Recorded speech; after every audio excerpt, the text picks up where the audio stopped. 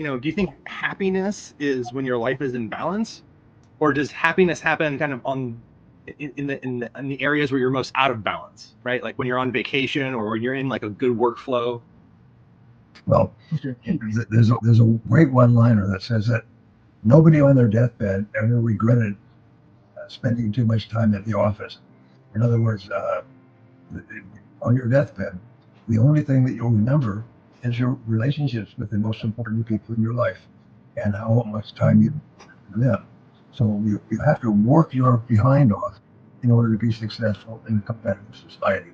However, keep remembering what is most important, and it's always the people in your life.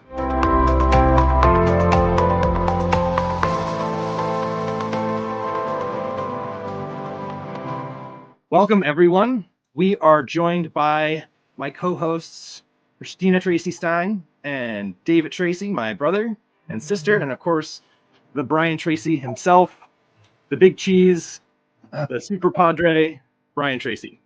And so we have a great theme today. The theme has been chosen by David, and it's about balance. How do you have it all?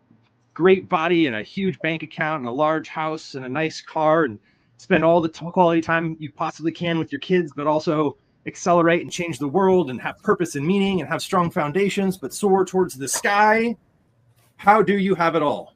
Well, my conclusion very early was that you have to go to extremes to have balance. You have to go from one side, one extreme, to another extreme. And so my extremes have been to work all the time I work, and just work flat out 100%. And then when I come home, stop working and spend time with you guys and go to movies and go out for dinner and take trips and go on cruises and everything else, and then come back and then work all the time I work. So you're not playing in the center, you're wildly swinging back and forth between extremes. Yes. And fortunately, the wonderful thing that we all have is that we have wonderful wives. And with children, the wives are the balance point. In the old days, the husband would work on the farm, and the wife would take care of the house and the children. And it hasn't changed very much in 3,000 years. Women are working and doing fantastic things. So the question is, what do you really want in life? What we really wanted was beautiful children, which we got, and a prosperous life, which we got. And that required teamwork. Barbara and I working together, you guys working with us, is how wonderful it is that Michael and Christina are professional speakers and are very highly paid and very, very popular professional speakers. That's wonderful because you made those decisions on your own. I never told you or suggested that you be it. You just decided that's what I want to be and do. And Brian's dad is a good model. And so that's a wonderful thing. Albert Schweitzer, the man I worked with in Africa many years ago, he said, my favorite quote, he said, "You must teach men at the school of example, or they will learn at no other." Now, with regard to balance, I was reading an article in the Wall Street Journal, and it said the majority of people coming out of college today, before they've taken their first job or just afterwards, are already talking about retirement. I want to retire. How can I retire? How much money will I have saved so that I can retire? Before they've had their first job. Are you kidding? People around retirement age don't want to retire. They want to be busy. They want to be active. They want to be accomplishing things. They want to be of value. They want to feel productive. And so I think, in my personal opinion, but with regard to balance, is that you have to go to extremes if you want to accomplish anything worthwhile. You have to be clear about your goals. You have to use your time well. That's really important. 50% of working time today for employed people is wasted. It's wasted in idle chit chat and coffee breaks and playing with a computer and these things. Whereas successful people work all the time they work. When you hit the ground, your legs are moving and they work all day. The interesting thing is if you start 1 hour earlier, like at 8 o'clock, and stay 1 hour later till 6 o'clock, the only thing that happens is you beat the traffic either way. And that those extra hours, if you use them well, will absolutely guarantee that you'll move to the top. Everybody's watching in the world of work. Everybody's watching out of the corner of their eye, especially your boss. And even if they don't say anything, they're aware of who works the hardest. And if you have an assignment to give to someone, you give it to someone who's got a proven track record. And if people have a proven track record, come a little bit earlier, work a little harder, stay a little bit later, and don't waste time at work. Dad, did you have a hard stop time for your work? Was there a time in the day where you said, all right, now it's family time? Well, I'm 81 years old now, and I work almost a full day. I work usually from 11 to 6 or 7, and then we have dinner together. And but I love to work, and that's another thing. If you love your work, they say you'll never have another problem for the rest of your life. If you love your work, you can hardly wait to get to it and hardly wait to get away. That's what you want to do. One of the most important things in life is to find something that you love to do and then do it really well. Invest in yourself, get better and better, and read. So Dad, I have a question. When we talk about like a balance point, right? A point on which things are balanced, and it's maybe not always in balance. What like categories would you put on that plate that you're balancing? Is it like physical, mental, spiritual? Go ahead, Christina. I just want to clarify. Let me add to that before Dad answers, because we wrote a book, Find Your Balance Point. So as you're bringing this up, Michael. So the idea, that book came about because at the time, I think Sheryl Sandberg's book Lean In came out, and it was about for women, professional women, right? It was like, if you want to be successful in business, you have to dedicate yourself. You have to show up and delegate everything else, right? It's like, and if you're saying with the Xerox example, be there early, stay there late. That's one focus. And so when you and I talked about the Find Your Balance Point, the idea is that balance is different for everyone, right? Like David's sense of balance and Michael's and Catherine's and yours and mine are all different based on our values. So like what you're saying, Michael, about this point, it's more that you have to decide what aspects of your life are important to you, whether it's your family life, your social life, your health, whatever it is, right? And then you allocate a percentage of time to one of those things. And as long as you're investing your time and energy in those categories of your life, then you stay balanced. But if you're 50% family and 50% work, and you're spending 90% of your time on work, then you're going to be off balance, and you're going to feel it. You're going to feel guilty. You're going to become distracted. It's going to affect your productivity, your health, all of it.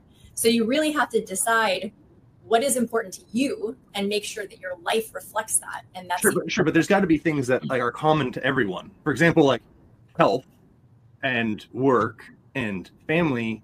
Some people, maybe spirituality could be on that list. Maybe it's interests or hobbies.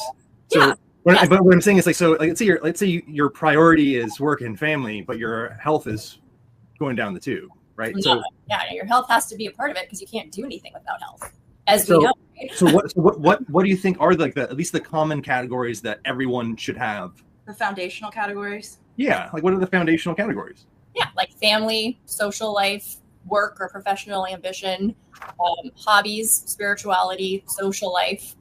I think self-improvement or like personal development, self-care for sure. Primary, and then from there, it like you would have what you do, because like you know, yourself, and then you can only be the best for others if you are the best for yourself. I'm curious, Christina, because you're a mother and you work full time, and I think about my kids and how they prefer to be with Paula. And I think Michael's kids sort of prefer to be with Tasha. How have you created a balance point, able to be a present mother while also working? Can you give us an idea of your plate that you spin? Yeah, for sure. What's really important to me is like checking in with my kids twice a day. So in the morning we have a like wake up routine. So I wake them up, I get them off to school, and like we have that time to sort of check in and just talk about our day. And then I try to maintain an evening routine. So we have dinner together, we have a bedtime routine, or just a check-in, right? My kids have aged, so it morphs. But what I have found to be the most effective for me is similar to what Dad's saying, right? Like they go to school, and from 8:30 to 3:30, I am like focused on my exercise, any work projects I have, any calls I have to make. Like I have to really tap into the self-discipline of being on it, so that at 3:30, when the school day is over, I can shift from work mode to mom mode, and I can be fully present for them. And then the next day comes and I do the same thing. Aristotle said that humans are social creatures, is that we identify and we determine our own identity by our relationships with other people.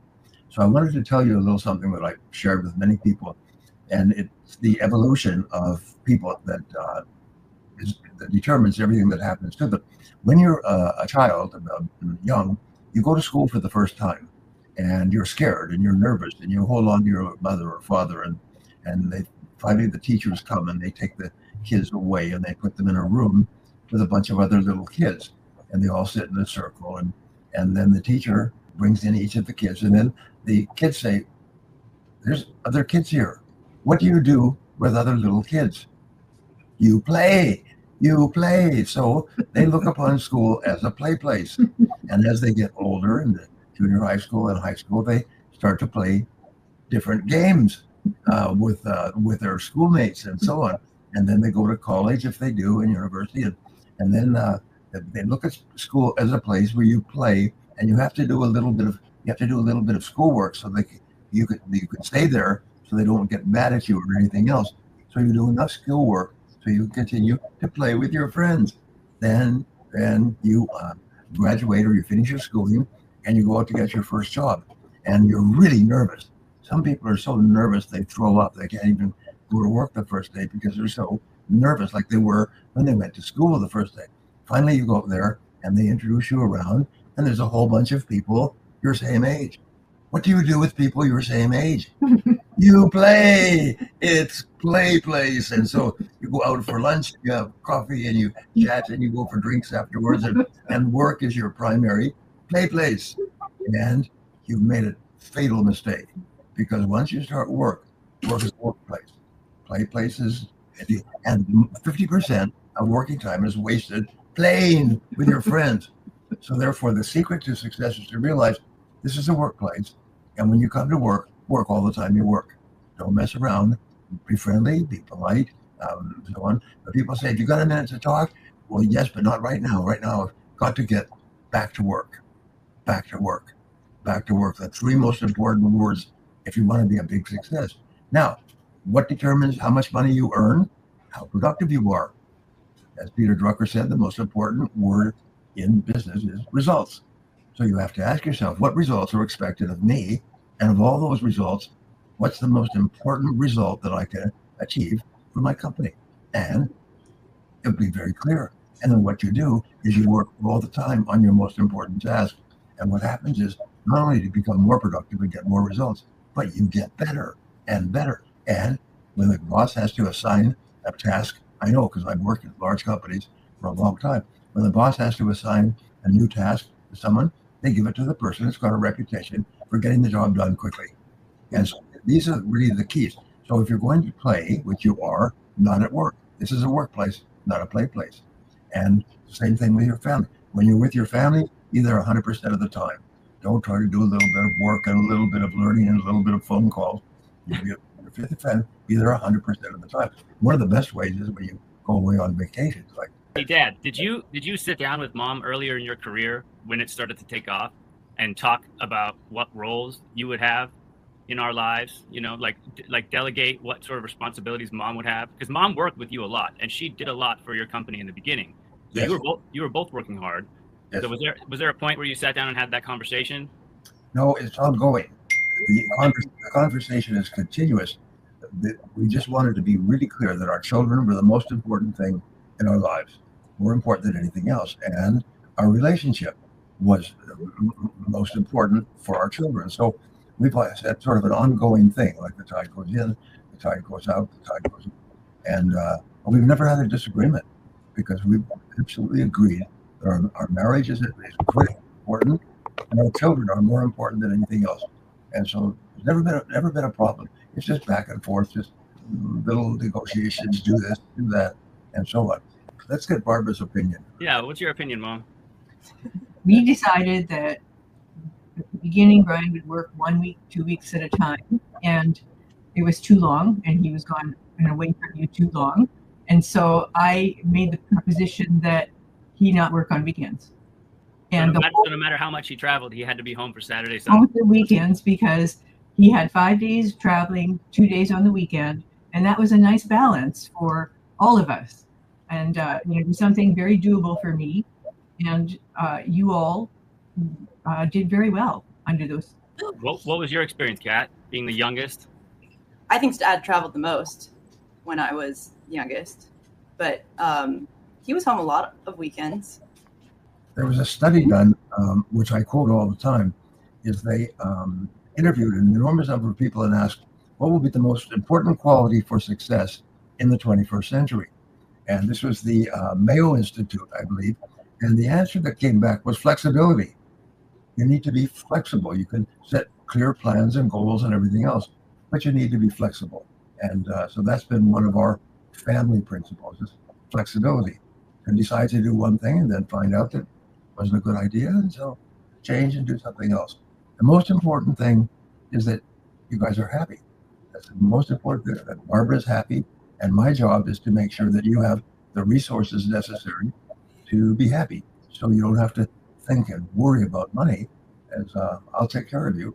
And Mom is the banker. She dispenses everything. One of the most important things that young people learn is the relationship between work and reward. And you guys learned that very early. You learn that if you do certain work, you get paid a certain amount. We live on a golf course, as you already know. And I remember you guys going out and picking up golf balls that had been misshot, if you like, and landed on our slope. You'd pick up golf balls and you go around in the circle, and then you'd sell them back to the golfers. So is that something that you'd recommend, Dad? If somebody's, has to work a lot, has to travel a lot, is there a way for them to, if there's a way for them to incorporate their kids in their profession, is that something you'd recommend? Yeah. I worked with a billionaire, one of my clients, one of the nicest, smartest men I ever saw. And his father, when he was young, he asked his father, who was one of the richest men in America and running a huge company, he asked his father if he could come to work. And his father said, oh, okay, hadn't even thought about it. So he took him to work, and then he did his schoolwork in the side of the office, and he went and got coffee for his father, and he got into a regular habit of going to work with his father. And his father took brown bagged. He took his lunch in a bag, even though he's one of the richest people in the world. And he spent hour after hour with his father, watching and listening and learning. And the father had several children. And when he died and they read the will, he had given the responsibility for his entire empire to his son, who came to work with him, because that was the only one of the children who was interested in his work. And you guys have all come to work with me and Barbara to our offices, and we've discussed and worked together. And now you have become professional speakers, and maybe even David will be a speaker. David's a teacher. And very excellent at it. So, in other words, the more involved we are, it's sort of like been a family enterprise. We've all been together, and we've gone to vacations together. We work together. We talk together. We're sort of like a team, and that makes a big difference. Do you think happiness is when your life is in balance, or does happiness happen kind of in the areas where you're most out of balance, right? Like when you're on vacation or when you're in like a good workflow? Well, there's a great one-liner that says that nobody on their deathbed ever regretted spending too much time at the office.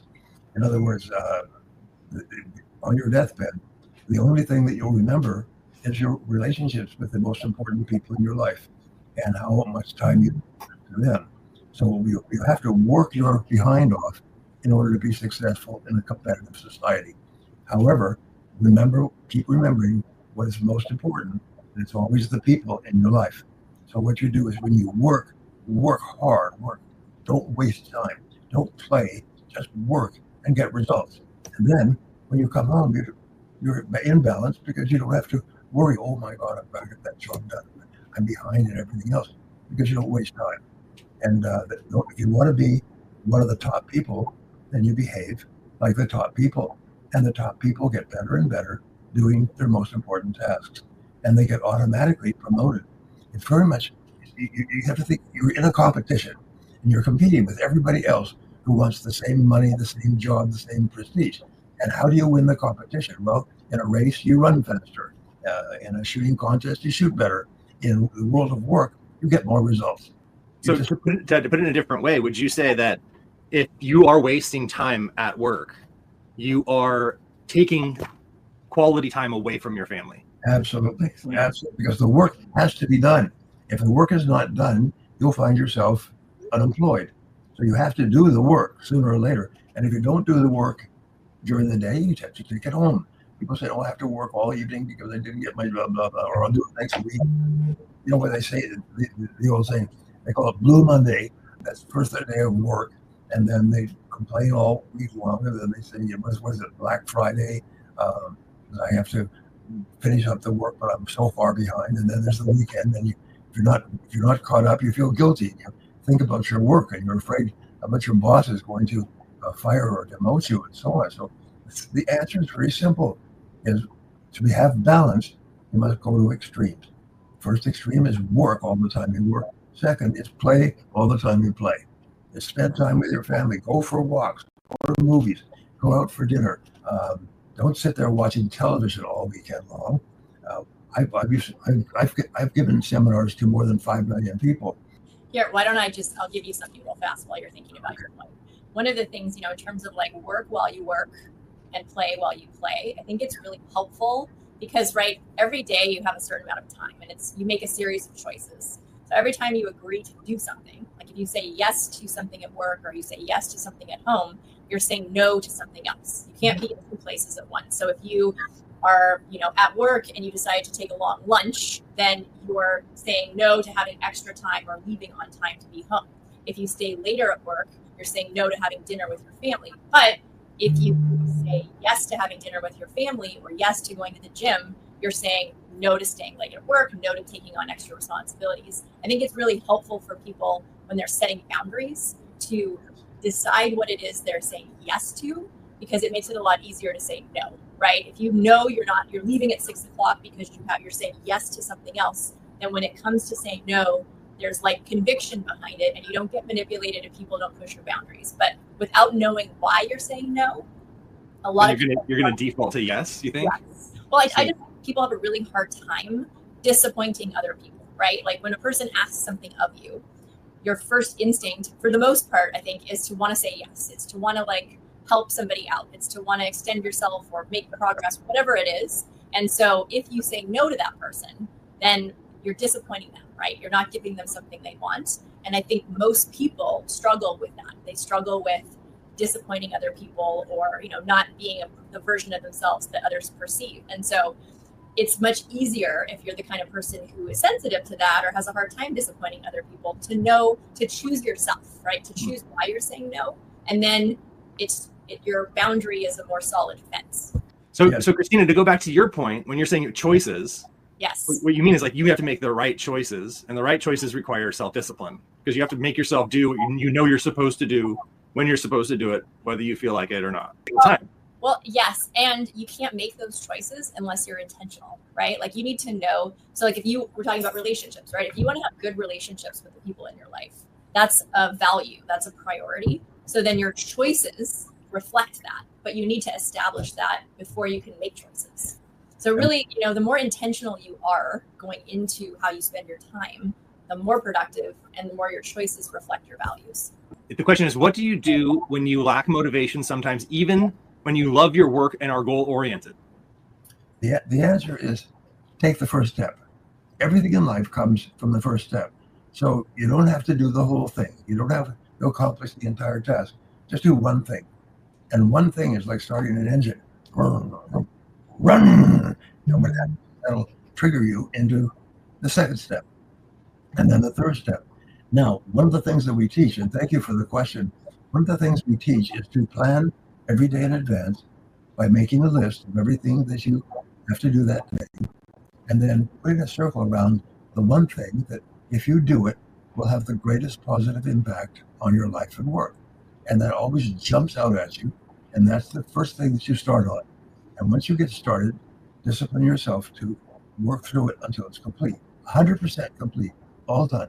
That alone will make you smarter, tougher, stronger, more focused. And each time you complete an important task, it releases endorphins and dopamines and makes you feel happy.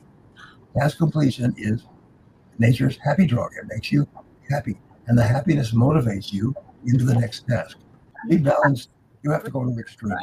When you work, when you play. And don't try to mix them up. The 80-20 rule applies to everybody.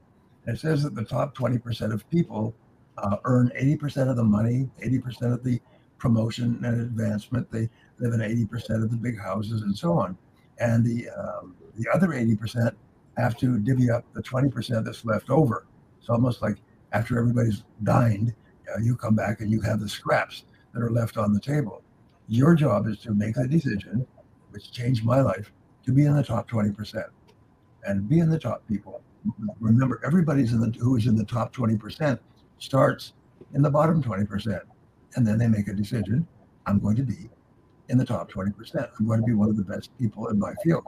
Then you can evaluate what you're doing and saying, is this consistent with being in the top 20%? And if it's not, stop doing it.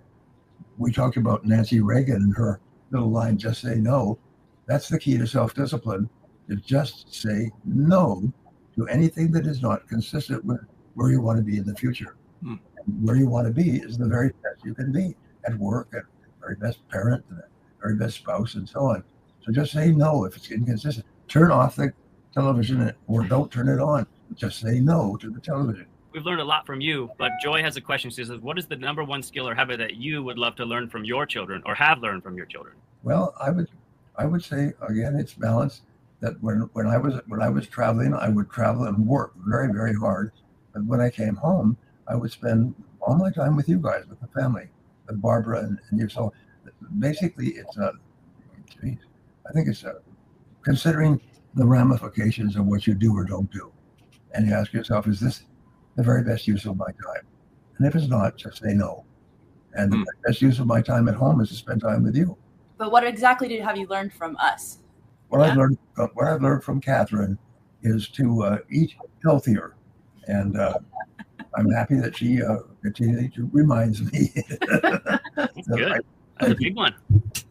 There's room for improvement, is what she says, in her gentle way. Gotta remind you regularly, you know. One of the things that we were very clear about, Barbara and I were all joined at the hip on this, is that we wanted you guys to have tremendous self-confidence. And the way you get self-confidence is from feedback from the most important people in your life when you're growing up. So we have always given you a steady river of compliments and praise and encouragement and backing. And there's never been a time in your life where you couldn't call on us, and never been a time in your life where we didn't back you. And that has an enormous effect on you for the rest of your life. That's how it determines who you marry, determines how you raise your kids. It's just a wonderful thing to see. For us, we think that you guys are wonderful young people, younger than us. But the way you're raising your kids are wonderful young people. And you can tell, you know what the critical measure is of laughter, is that when you and we all get together with the little kids, everybody laughs all the time. Everybody plays and laughs and jokes. And there's no gunny sacking and there's no negativity and so on. And that's by design. It's not by accident. Well, thank you, Dad. And the reason I say this is to encourage everybody who's watching this to remember your job is to give your children a continuous stream of affirmations, of compliments, of encourage their confidence and back them up 100%. My parents never backed me. My parents always took the side of anybody else who criticized me. They even punished me for things I hadn't done because somebody else accused me of it. And I resolved, when I have children like you, that will never happen. You guys are, I'm going to just, it's called pouring syrup all over you. I'm going to pour syrup all over you. Get positive, confident, upbeat, encouragement, and so on. And so I think it's worked out pretty well. We appreciate you, Dad, and Mom, who's back there somewhere. One of the most important things that we learned as we come to the end of this broadcast is that self-esteem is the core of a healthy personality, and your self-esteem is measured by how much you like yourself. And just as you become what you think about most of the time, you become what you say to yourself. And so what we have always encouraged is to say the magic words, I like myself, I like myself, I like myself.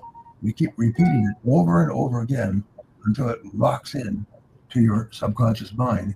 And when you like yourself, you set bigger goals, you persist longer, you're a lot more optimistic and positive, you're more successful, you're more personable, more balanced.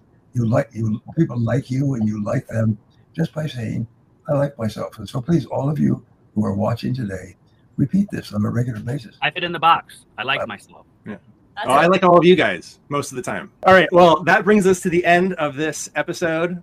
The theme was balance. I think we went a lot deeper. I love all you guys. Thank you for being here. Thank you to my brother and sisters, and to the Brian Tracy himself. Until the next time. Yes, and congratulations, David. Thank you. Congratulations. Congratulations. Awesome. Tell Paula that we love her, and congratulate.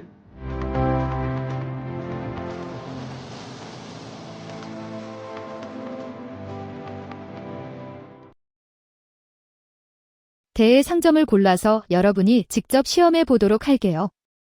보고하러 가기, 오직 당신만이 내 생일에 나를 레이싱 클럽에 초대했습니다. 나에게 데이트 신청한 사람은 내 남자친구이자 룸메이트의 사촌동생, 투의 사촌동생이다. 그러나 그는 마지막 문장을 보내자마자 탄리가 그녀 앞에서 여성이 언급되는 것을 허용하지 않았다는 사실이 갑자기 생각나서 즉시 그것을 철회했습니다. 너무 위험해서 삭제될 뻔했고 너는 묵묵히 계속해서 외쳤다. 휴대폰을 보니 오늘 청산이었는데 3시간 동안 문자 한마디도 안 했네요. 안식홍은 매우 친숙합니다. 그녀는 계속 말을 이었다. 그는 속삭였습니다. 나중에 경주에 가면 절대 이를 갈 것입니다. 오늘 밤에는 서즈데이에게 작별 인사를 하기 위해 여자친구와 함께 있어야 합니다. 저는 비꼬는 말을 하지 않을 수가 없습니다. 제 어린 여자친구가 너무 집착해서 참을 수가 없어요. 보세요. 당신은 이 스타일을 좋아해요. 내 옆에 있는 사람들도 웃고 농담했습니다. 여자들은 너무 착하고 순종적이어서 지루합니다. 결혼하기 전에는 그냥 놀러가도 괜찮지만 결혼하려면 여전히 계산적이어야 하고 전진하는 방법을 알고 후퇴하는 방법을 알아야 합니다. 옆에 있던 서즈데이의 남자친구도 그의 말에 동참했다. 최근에 레이싱 자격증을 땄습니다. 은밀히 부족하고 은밀히 품질이 부족한 경기 후에 원합니다. 차 전복될까 봐 두려워할 정도는 아니고 일부러 나를 피하려고 핑계를 찾으려고 하는 것 같았다. 즉시 공기. 반대로 탐테임은 매우 치열하게 경쟁했습니다. 게다가 화를 내는 것은 극도로 참을 수 없습니다. 이전에는 누군가 의도적으로 차를 강제로 운전했습니다. 결과 그에게 찔려 곧바로 일을 시작했습니다. 원빈의 책은 사가 하나입니다. 너무 많이 놀지 마세요. 투 선생님, 무슨 일이에요? 사촌, 당신은 그 남자, 그 2명의 작은 남자친구 온 빈 서즈데이를 걱정하고 있으며 마치 모두가 판사를 바라보고 있다는 것을 암묵적으로